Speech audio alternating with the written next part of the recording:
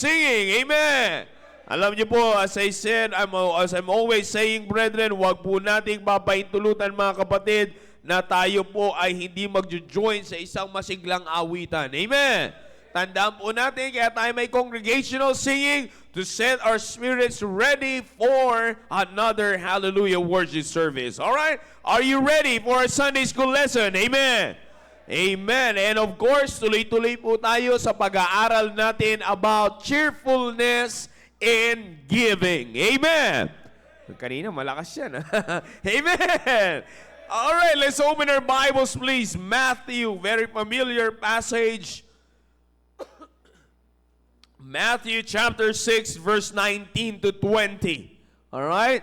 Matthew chapter 6, verses 19 to 20. And these are all familiar passages to us, but I believe that this will be a great blessing for us this morning. All right? Are you ready to learn? Amen. All right. Amen. Matthew chapter 6, verse 19. Lay not up for yourselves treasures upon earth, where moth and rust doth corrupt, and where thieves break through and steal. Verse 20, but lay up for yourselves treasures in where neither moth nor rust doth corrupt, and where thieves do not break through nor steal. For where your treasure is, there will your heart be also. Of course, mas magandang tapusin ang dalawang talata na yan, kaya sinama ko na lang yung verse 21. Alright? Tayo po muna ay manalangin. Dakila namin Diyos sa mga pangyarihan sa lahat. Marami pong salamat, Panginoon, sa panimula ng aming pananambahan. Sama-sama po kaming nanalangin, lumapit sa inyo. Salamat po sa aming pagtalatang nabasa kanina sa aming Bible reading, O God, at sa oras po ng aming pong awitan. Salamat sa masiglang awitan, Panginoon, na naghanda ng aming puso't isipan sa pakikinig po ng Sunday School lesson. At ngayon po sa aming pong Sunday School time, O God, please continue to use me, O God. Continue to impart us, O God, the wisdom, knowledge, and understanding that we need para maunawaan po namin ang mensahe na inyo po ituturo sa amin sa aming pong Sunday School lesson, Panginoon. At nawa, Panginoon, patuloy niyo pong palaguin kami sa pagbibigay para sa ganun ay patuloy po, Panginoon, lumago ang aming pong relasyon sa inyo. Once again, O God, please use me and continue to give us a strong internet connection para hindi po ito maging sagabal sa mga kapatiran po namin na siyang nasa ibang lugar, Panginoon. And also, Panginoon, ay bigyan niyo rin po kayo ng maayos sa sound system. Guide us, O God, for the whole Sunday school time. In Jesus' name we pray. Amen. All right, please be seated. As I said, brethren, ang ating pong patuloy na panag-uusapan ay itutuloy-tuloy po natin ang ating usapan about cheerfulness in giving. All right? Patutuloy po natin yung ating pinag-uusapan about cheerfulness in giving. Isa po sa pinakamaganda na mailagay po natin sa ating pong isipan ay yung ating pong pinag-uusapan last time that God loveth a cheerful giver. Alright? God loveth a cheerful giver. Para maging sariwa lamang po sa atin, kung hindi nyo po pa na i-review muli ang ating pinag-aaralan sa ating pong YouTube upload, ano po, kung hindi nyo po yan nabalikan, ay let me refresh you sa ating pong pag-aaral sa ating Sunday School lesson last Sunday, na kung saan pinag-usapan natin and I defined it to you, hinimay ko po sa inyo ang sinasabi po ng Biblia that God loveth a cheerful giver. And of course, mga kapatid, pag pinag-usapan po natin yung cheerful giver, ito yung uri ng pagbibigay na nandoon ang iyong kasiyahan. Alright? May kasiyahan ka sa pagbibigay. At ang minamahal ng Diyos, ang pagmamahal ng Diyos ay nasa isang masayang pagbibigay. Do you believe that? Amen? Alright? Amen. And ako ay naniniwala, mga kapatid, na patuloy tayong pagpapalain. Again, ilagay nyo po sa isipan nyo po ito, na patuloy tayong pagpapalain ng Panginoon. No? Patuloy po tayong pagpapalain ng Panginoon sa ganitong uri ng pag-uugali pagdating sa pagbibigay. Bakit? Last Sunday, akin pong ibinigay sa inyo that the main reason why God is teaching us giving is not primarily para magpakawala tayo ng pera, but I shared to you last Sunday that God teaches giving primarily para lumago tayo sa relationship natin sa Panginoon. Do you still remember that? Amen.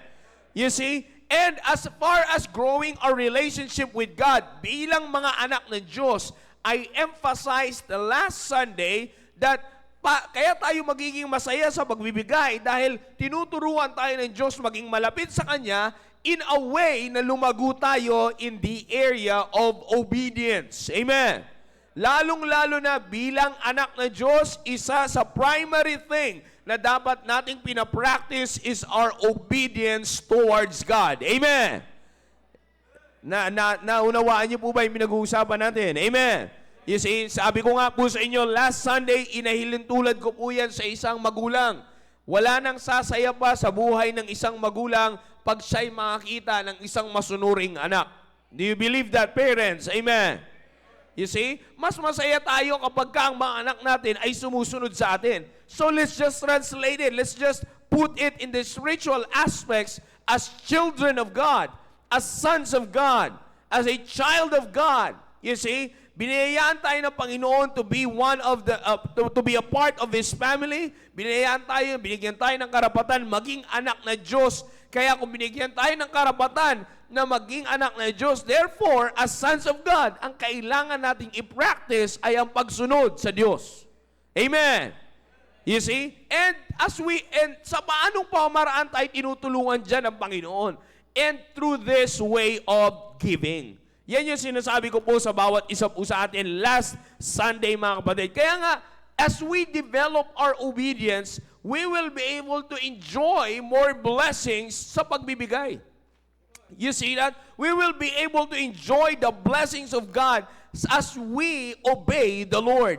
And brethren, makikita po natin mga kapatid, katulad po ng sinabi ko po sa inyo, na pagdating po sa bagay po na ito, wala tayo, we are not in a disadvantage situation. Inuulit ko po we are not in a disadvantage situation. Rather, tayo po ay nasa isang blessed position. Bakit? Kasi lalago yung ating pagsunod sa Panginoon at lalago yung relasyon natin sa Diyos. Kaya nga, as our relationship grows and our obedience grows, therefore, sabi ko sa inyo last Sunday, tayo po mga kapatid ay magkakaroon ng kasiyahan sa pagbibigay. Bakit? Hindi na po siya magiging command sa atin. You see, as I gave you last Sunday, sabi ko rin po sa inyo last Sunday, na ang nakikita natin sa Biblia pagdating sa giving, ang pananaw natin ay parang instructions to give. It's just a command to give. Pero sabi ko nga po sa inyo, hindi tayo magiging negative sa command if we will know the purpose of the command. You see, now sa pagpapatuloy natin mga kapatid, I will give you one more reason kung paano tayo or kung bakit tayo magiging cheerful sa pagbibigay. Bibigyan ko pa kayo ng isang rason mga kapatid pagdating po sa cheerfulness in giving. Bakit tayo, paano tayo magkakaroon ng masayang pagbibigay? You see, alam po natin mga kapatid, now let me put it this way, brethren, na makikita po natin that in the Bible, we can see that in the Bible, there's always the obedience pagdating there's always a blessing pagdating sa obedience. In Deuteronomy chapter 11, verse number 27, makikita po natin palagi dyan na merong blessing sa pagsunod. Okay, maliwanag po yan. Basahin po natin. Tingnan po very familiar passage din po ulit ito mga kapatid. Okay? Sabi ko nga, mga babasahin natin ngayon ay mga familiar passage so that makikita natin na yung mga kinapapamilyaran natin ay meron palang napakagandang ibig sabihin na dapat nating matutunan. 11 verse 27, maliwanag sinabi ng Biblia. Alright? A blessing if ye, come on, if you have your Bibles with you, open it. Deuteronomy 11 verse number 27. Alright? Deuteronomy 11:27, sabi ng Bible, a blessing if ye the commandments of the Lord your God which I command you this day. So ang point natin na gusto ko makita nyo po dito is the blessing of our obedience. When you obey, there is always a blessing. Binasa natin last time in the book of Luke chapter 6, verse number 38. Give, and it shall be given unto you. Ano yung blessing doon? Good measure. Maliwanag sinasabi ng Bible. Pressed down and shaken together, and running over shall men give into your bosom. You see, for with the same measure that ye meet, withal it shall be measured to you again. So ano makikita po natin dito? Maliwanag sinasabi ng binabakita ng Biblia. Marami pa po tayong pwedeng gamiting talata. Pero on this two familiar passage, makikita na po natin mga kapatid, there is always a blessing when we give. Alright? There's always a blessing when we obey the Lord in giving. You see, kaya nga sabi ko po sa inyo, knowing that there is a blessing, at mga kapatid, marami pa tayong pwedeng basahing talata sa Biblia na magpapatunay niyan, pero makikita niyo po mga kapatid, na there is really no reason and even an excuse for us not to give. Tagalogin natin. Ngayon nalalaman natin na ang pagsunod ay may kalakip na biyaya. Mga kapatid, wala na tayong pwedeng maisip na rason at maisip na sabihin na nating excuse, you see, para tayo po ay hindi makapagbigay. Do you believe that? Amen. You see, wala pong rason. Sabi ko po sa inyo at the very start of this giving series ng ating pong Sunday school lesson, binanggit ko po sa inyo before that the main issues on giving, 2 Sundays ago, that the main issues of giving or in giving is what? The heart and the attitude. That's the only problem. Kaya nga mga kapatid, kaya ko po yan pinaalala sa atin so that we will be reminded at maging maliwanag po sa atin, wala po tayong sapat na rason. Mga kapatid, by the way, let me just make this clear. Ang pinag-uusapan natin giving is not giving to any person, but we're talking about our giving to God. You see? Kaya ko po yan nilinaw ulit sa inyo because para masuportahan natin yung sinasabi ko po sa inyo na wala tayong rason na hindi makapagbigay sa Diyos. Bakit? Diyos po ang usapan. You see, kung sa tao, pwede pa tayong makahanap ng rason, ay, hindi ko bibigyan yan, kasi hindi nga nagiging blessing sa akin yan. Makahanap pa tayo ng negative reasons. Pero pagdating sa Diyos, mga kapatid, you know for a fact, His mercy alone towards us, every day, wala ka ng rason para hindi makapagbigay. Mercy pa lang ng Diyos ang pinag-uusapan. I hope you're following the lesson. Alam niyo mga kapatid, sabi ko nga po sa inyo, sa atin po na nandito dito, nilagay po tayo sa loob ng ating pong simbahan, nilagay po tayo sa simbahan na ito, the reason why God is allowing us to hear this lesson, whether nakapakinig na tayo ng maraming beses about giving, it's because we have to consider na meron pang area sa buhay po natin when it comes to giving, ang gusto tayong palaguin ng Diyos. Now, another reminder na ibibigay ko po sa inyo at paalala, in the Bible na makikita po natin that will give us a reason to be a cheerful giver. Ano po yun? Is that when we give, we are investing. Okay? Do you believe that? Amen. You see, pag nagbibigay po tayo, because giving is investing. Whether it's time, whether it's money, whether it's your life, when we give, we invest. You see, at pag pinag-usapan po natin mga kapatid, yung salitang pag-i-invest, it means when we invest, we provide or endorse someone or something with a particular quality. Okay? With a particular quality or attribute. Ganyan po yan pag tayo po ay nag-i-invest. Kaya nga po mga kapatid, sa pangunawa po natin ang bagay po na ito, we can all agree to the fact that pag tayo po ay nag-i-invest, hindi po tayo nag-i-invest something that is worthless. Do you believe that? Amen. Hindi po tayo nagbibigay, when it comes to investing, hindi po tayo nagbibigay ng basta-basta lang. Gusto natin na pagka nag-invest tayo, some of you who are familiar with this, when it comes to investment, Pag nag-invest ka, hindi mo hindi mo iisipin na mag-invest ka na, eto na lang. Yung parang walang kwenta yung iyong i-invest. Bakit? Because when you invest, you have to make it sure that it's always with value. You see, it's always with value because somehow, sa isipan po natin, kung ito man ay magpuproduce ng result o ng balik, valuable din yung babalik sa akin. Kaya nga mga kapatid, pag tayo po ay nagbigay, we do not invest with something that is worthless. We make it sure it always has value so that when it returns to us, it will always be valuable. You see that? Kaya wala pa po. Sabi ko nga po sa inyo katulad na lang yan, sabi ko whether it's money, it's time, or your life. Speaking of investing something that is valuable, the best investment that we have is our life. Do you believe that? Amen. You see, the best investment is our life for the Lord. You see, yung pagbigay ng buhay natin sa Panginoon at pagpapagamit ng buhay natin sa Diyos. You see, alam niyo po ba yung tatlo na yan? The life, the time, and the money. Pag yan tatlo po na yan ay ininvest natin sa Diyos, it will always be valuable.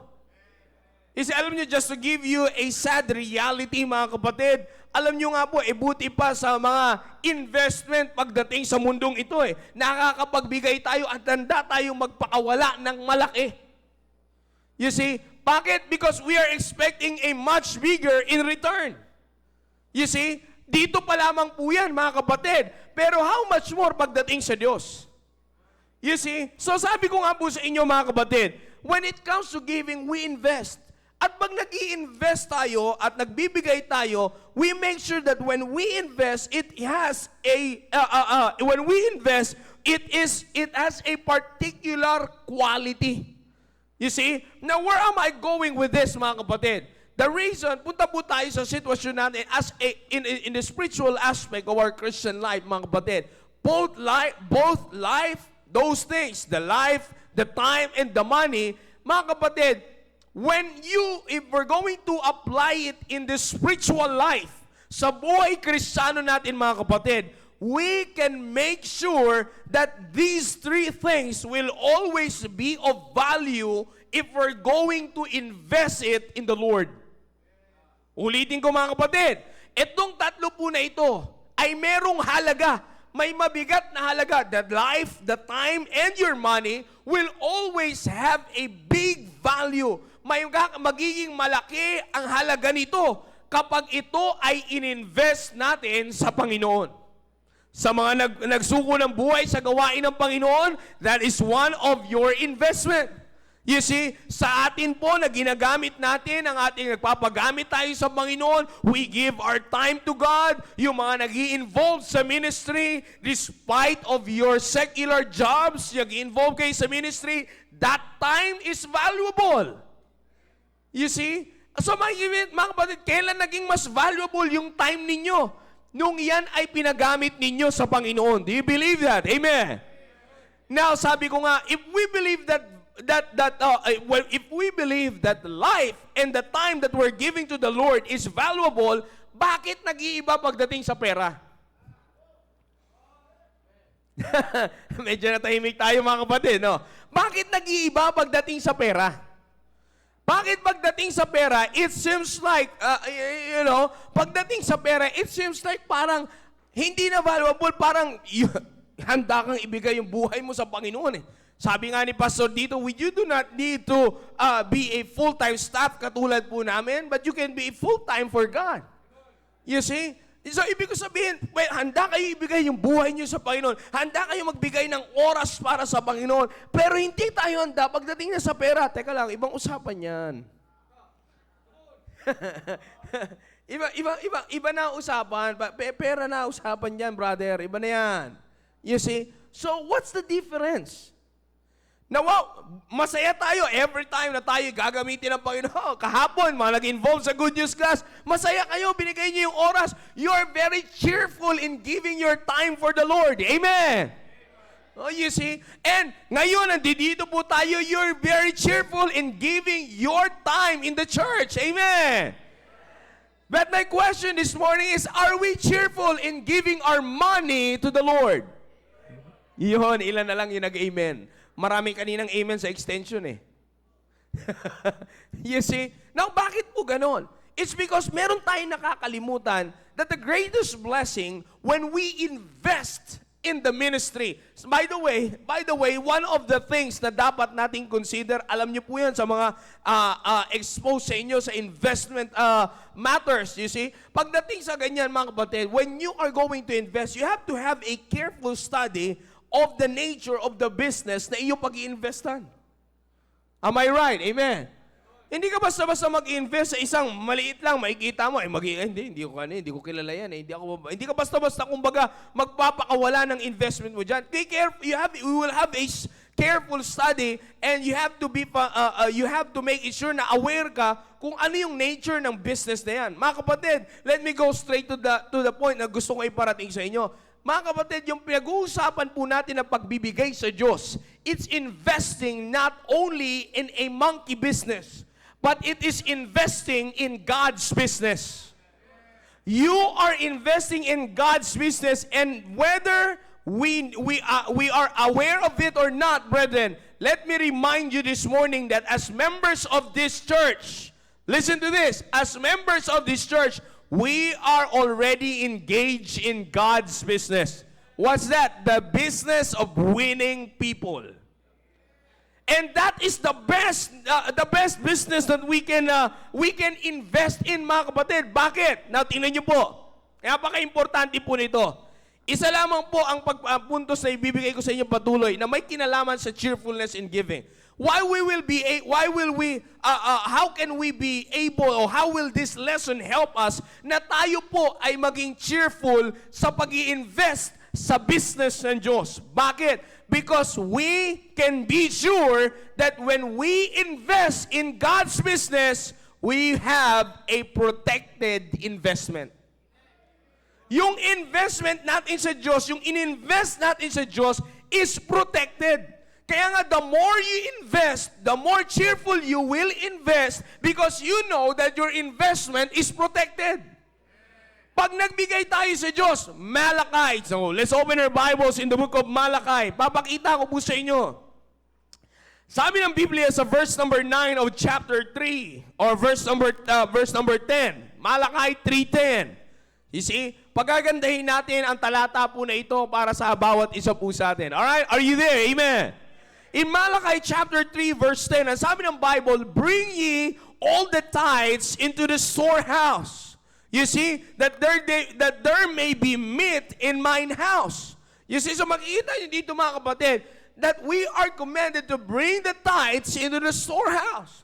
You see, so ilalagay po natin sa isipan natin that when we give our tithes and offerings in the Lord, in the ministry, mga kapatid, nais ko pong sabihin sa bawat sa inyo that the return of that investment is more profitable and of value because your giving is protected with the Lord. Bakit? Ibabaan niyo po. That there may be what? Meat in mine house, and prove me now herewith, saith the Lord of hosts. After obeying the command of bringing the tithes, here comes the blessing. And if I will not open you the what?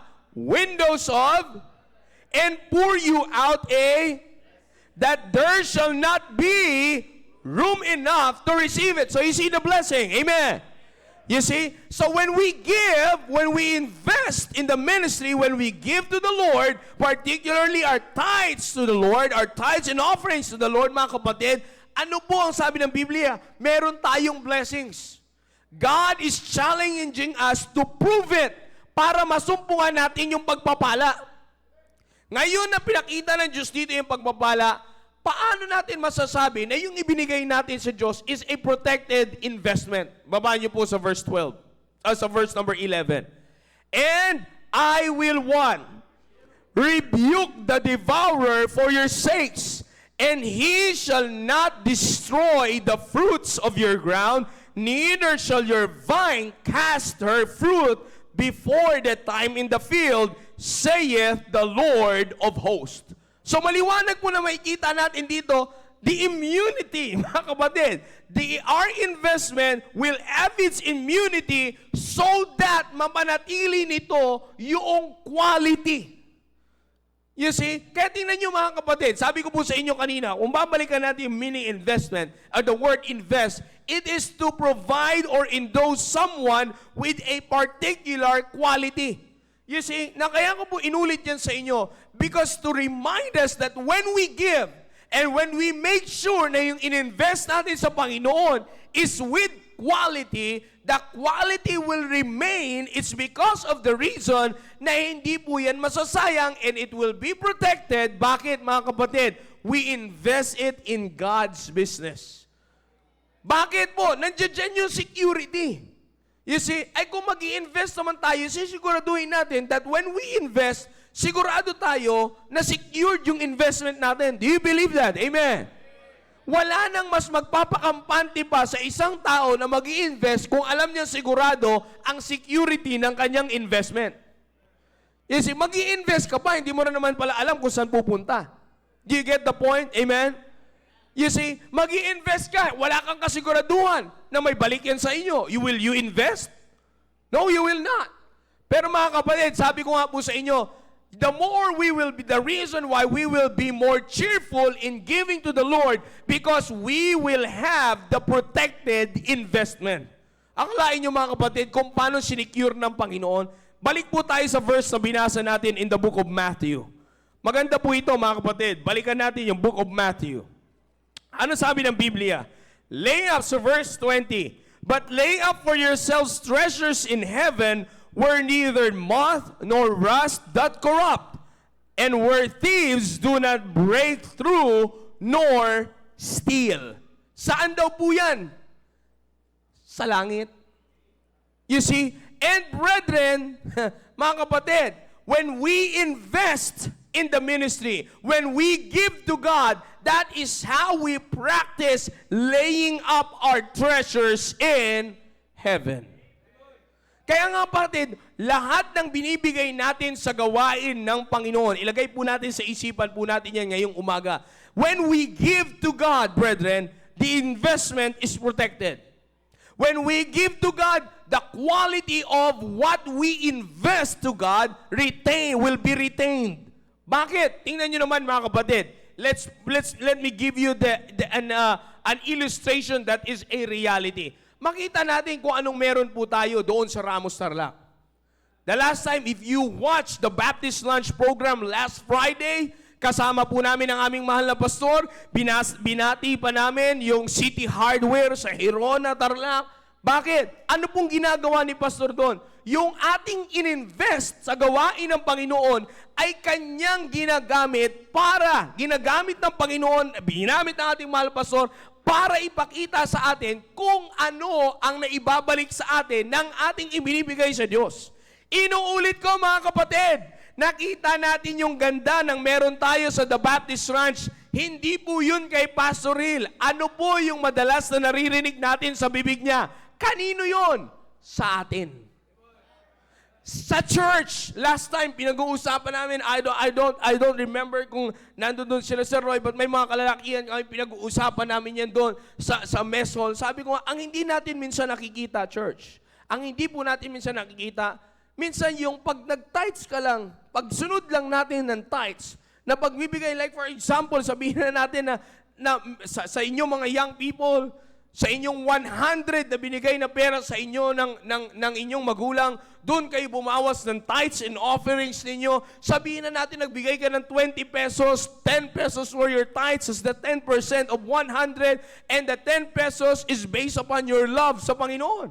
You see, sabihin na natin that you give 20 pesos from your 100 as your tithes and offering. Hindi nyo nalalaman, sa inyong mga young people, hindi nyo nalalaman na sa pagbigay nyo noon, mga kapatid, sa pagsunod nyo noon, meron na kayong ranch. Yun ang hindi natin nakikita, mga kapatid. You see, check natin, alalahanin natin, last Sunday, last Wednesday, kung nakapagbigay tayo ng ating tithes and offerings, magkano ang nilagay natin sa sobre? You see, Pero mga kapatid, anong meron tayo doon sa, kumpara doon sa nilagay natin sa sobre? We have our own ranch.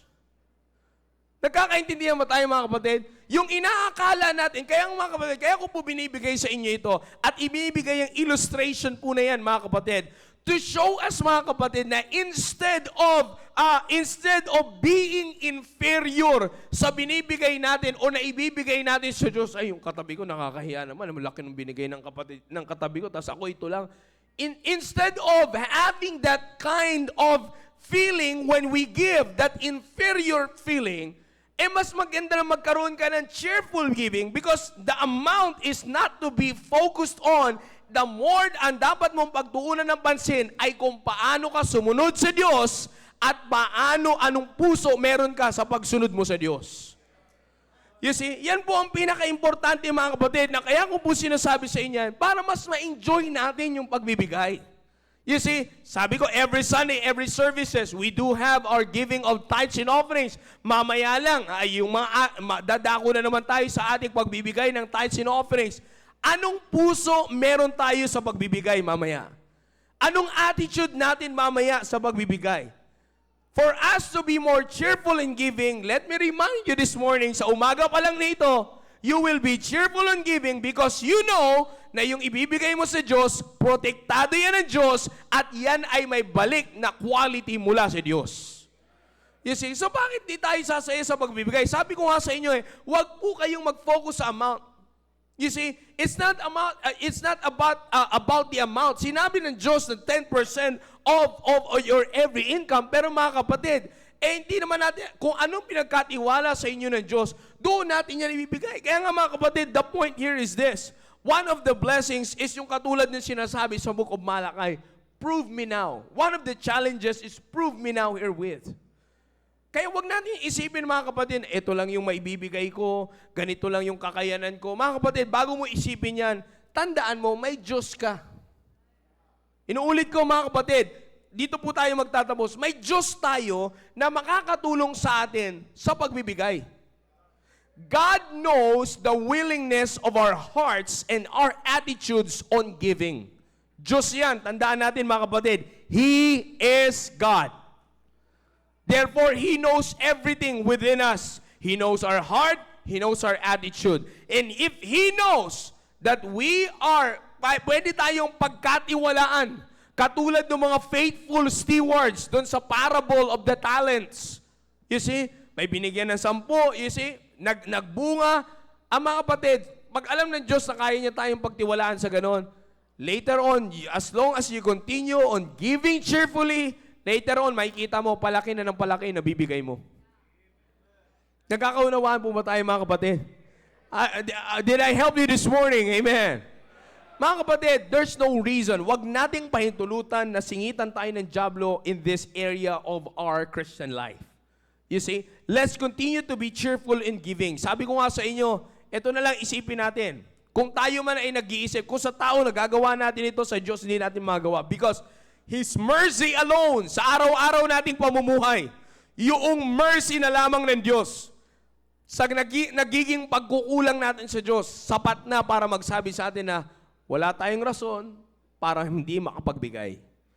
Because we can be cheerful in giving. Bakit? Binigay ng Diyos ang buhay niya, binigyan niya ako ng tamang simbahan, binigyan niya ako ng tamang salita niya, binigyan niya ako ng tamang pastor, binigyan niya ako ng tamang mga kapatiran na magpapasaya sa akin sa paglilingkod sa Diyos. You see, and on top of that, pagdating pa sa pamilya po natin, kung kasama natin ngayong umaga na ito, ang pamilya natin sa loob ng simbahan na ito, there's no reason for you not to be cheerful in giving. You see, sabi ko nga po sa inyo mga kapatid the point here is this. Diyan pa lang sabi ko sa inyo last Sunday, yan pa nga lang ang sinasabi ng Diyos Diyan pa lang niya kinukuman tayo on that material part lang, on giving. Maring sabihin, oy, nilalang lang yung pera. Because mga kapatid, aanhin ba ng Diyos yung pera natin? Nagkakaunawaan ba tayo mga kapatid? You see, magkano, ano ba sa Diyos? Ano bang kwenta? Sabihin pa natin na 2 milyon o 5 bilyon yung pera natin. Anong kumpara ng bilyon na pera sa meron ng Diyos? Yeah? Logically speaking, ani ng Diyos yung bilyon. Taga dito ba siya? Tipak lang ng mansyon sa langit yun eh. Tandaan niyo po, sa langit, streets of gold. Kaya huwag tayo masyadong mapagmahal, mga kapatid, sa bagay na yan pagdating sa pera. Bakit? Tapakan lang ng Diyos yan. Kanto lang sa langit yan. Baka yung pinagmamalaki nating halaga na meron tayo na hindi natin maipagamit sa Diyos at wala tayong cheerfulness sa magbibigay, gutter lang sa langit yun.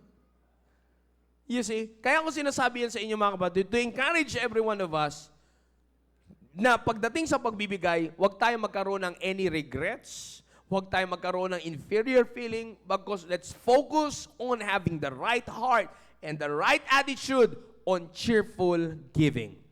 Mga kapatid, bakit tayo magiging cheerful sa pagbibigay? First, because God wants us to develop our relationship with Him. Second, because when we give, we invest. And our investment to God is a protected investment.